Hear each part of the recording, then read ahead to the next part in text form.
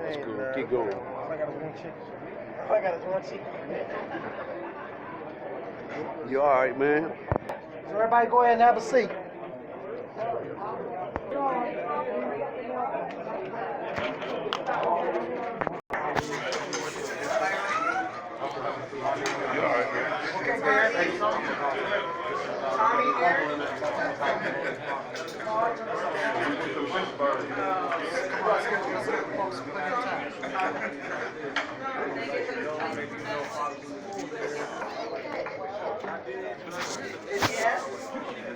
Okay, we done speaking? Are you guys done? Done with getting more? $20. We don't need a balance. You ever use a shower? All right, brothers, we're going to go ahead and get started. We're going to go ahead and get started. Before we move forward and continue on, I want to first recognize, do we have any pastors, clergymen that are present? Any pastors, clergymen, ministers, leaders? Thank you, thank you. And we thank you for all the work that you do within our church and within our community. And we just want to take the time to recognize all of you. Some of them, you know, again, they just need our guidance. They're going to take our place one day. They are the future leaders. So we have to make sure that they're prepared. So we're going to go on and do an introduction. Bishop, we have an introduction of Mighty men of valor. Hey! We are indeed thankful to God for what God has allowed so many of you, so valuable and so significant for the success of our community in Dayton, Ohio. The reason that we sponsored Fathers and Sons Breakfast is to appreciate and celebrate fatherhood, because we know that great fathers make great sons and great sons make great fathers. We have many challenges in our community, and the reason why we have so many challenges among us is because many fathers have not stepped up to the plate to provide the kind of leadership and discipline and direction for our boys. I am here today because I had a dad that corrected me, gave me purpose, gave me vision, and I was raised in the hood of Houston, Texas. They call it the Bloody Fifth because every weekend somebody died in our community. But my father said not so. Raised 7 boys and 1 girl. And as a result of his leadership, his guidance, 5 of the boys are in ministry, others are in business, nobody in jail, nobody in prison. And I celebrate my father because of what he stood for. Now we want to challenge our fathers today to rise up and be men that produce character, accountability, to lead our community. Many of you know what's going on in Dayton, and particularly in our community. Too many of our boys are dying. Too many of our boys are in prison. Too many are unemployed. Nobody can help us like us but us. Amen. And I want to see you alive next year. I want to see you make progression next year. I want you to cause positive change in our community where every man is honored, where every man is respected, and every man is a prize in his community. And this morning, I'm so delightful this morning to present one of God's choice servants, a civic leader, a righteous man, a man who comes to us with character and with caliber of greatness, none other than Mr. Brandon McLean. Outstanding. He's from North Carolina, and we're not going to hold that against him.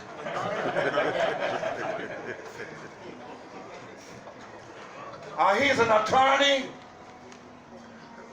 finished cum laude, I believe, in his class, and yes. And he is also the county recorder. Won the county-wide election, and I thought that this man could offer today what we need to move forward. He also has been honored as one of the top 10 African-American male in this community in the year 2019. A great man. And I want you to stand to your feet and help me to welcome him to share with us what it takes to be a father, what it takes to be a man in this community. Brandon McLean.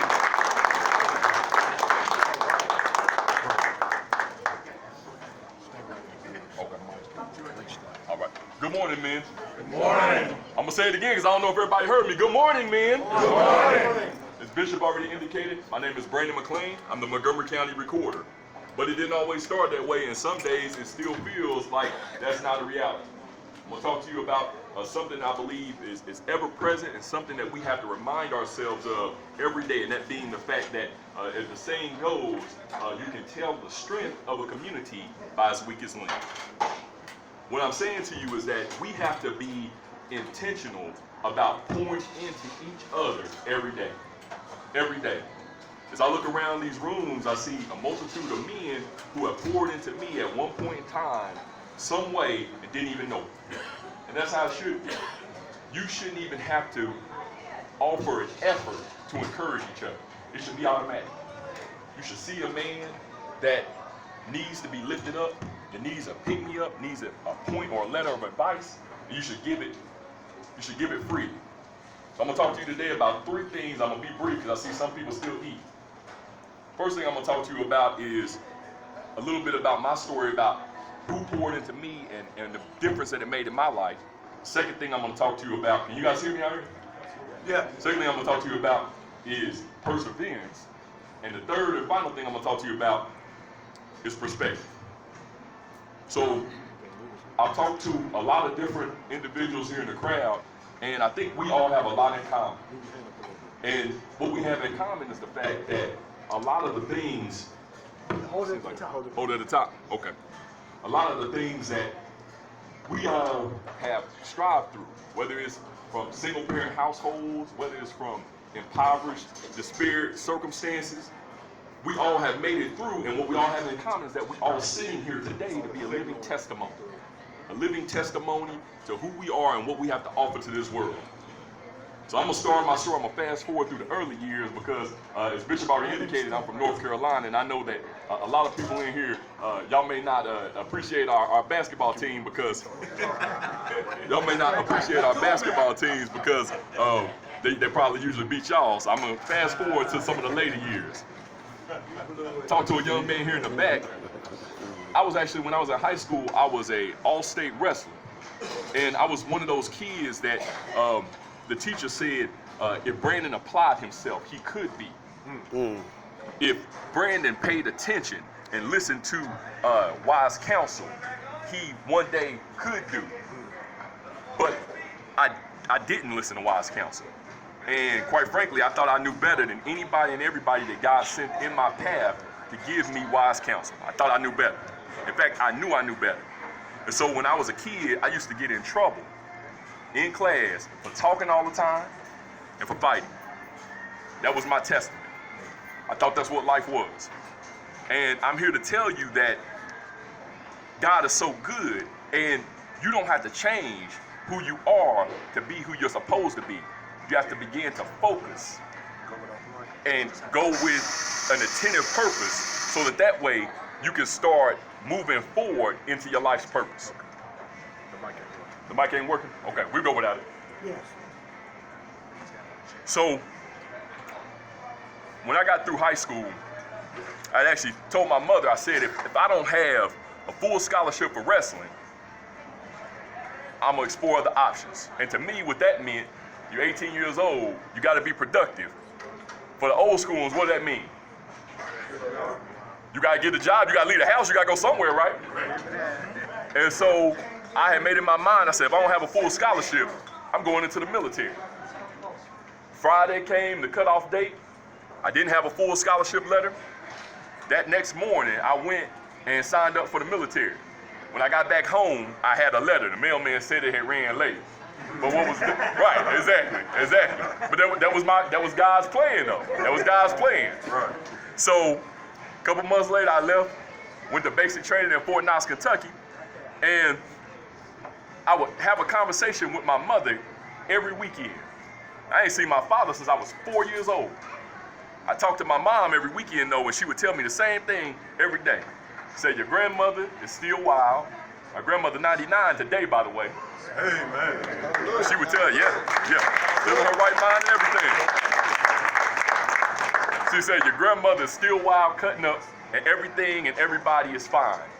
This one particular week, I called home, and my mom, I could tell that her energy was off.